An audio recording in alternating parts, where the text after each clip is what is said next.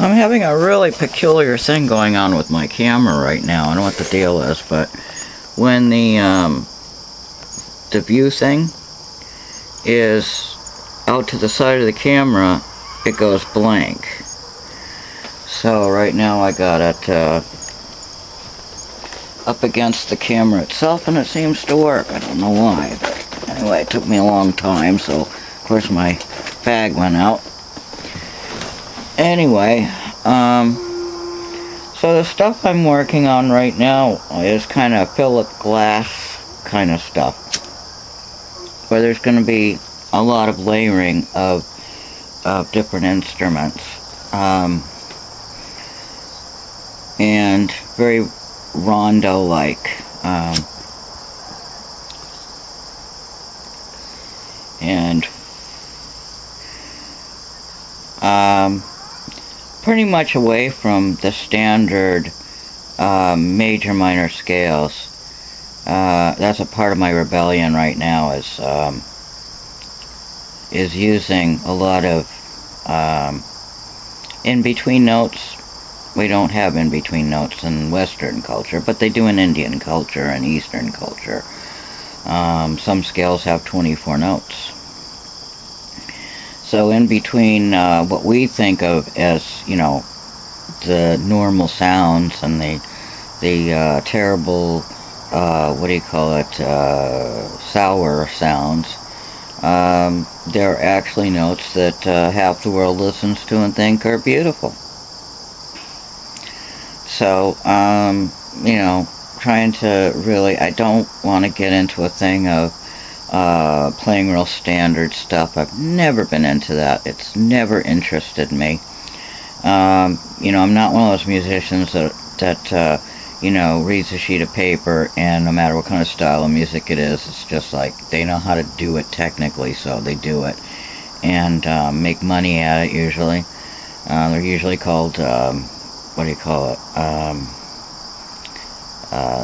they join the music unions.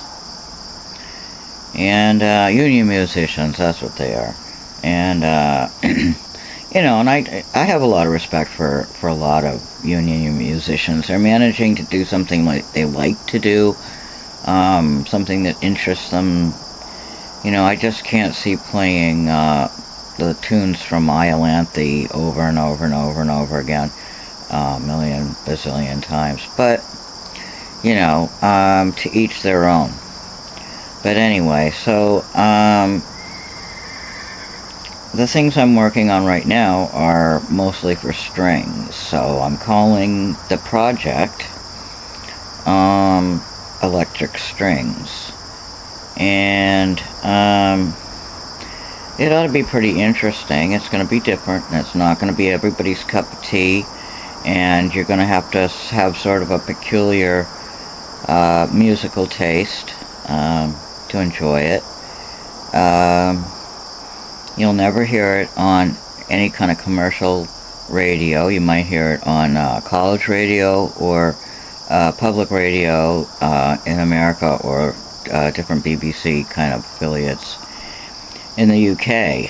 So anyway, I have already posted a couple of tunes that I'm working on, and remember they're lumps of clay that have just been started to form into something.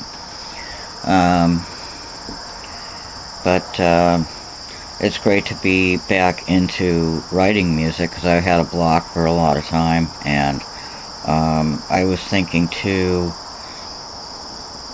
literally, and I needed to get away from that, and being involved in that one band I was involved with for a little while really helped me to see that I didn't want to just play anything, and I certainly didn't want to be pushed around by somebody that, as far as I was concerned, shouldn't even be in the band.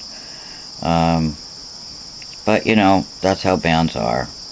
Personality clashes and egos, and I have no ego, but I do have a lot of sensitivities.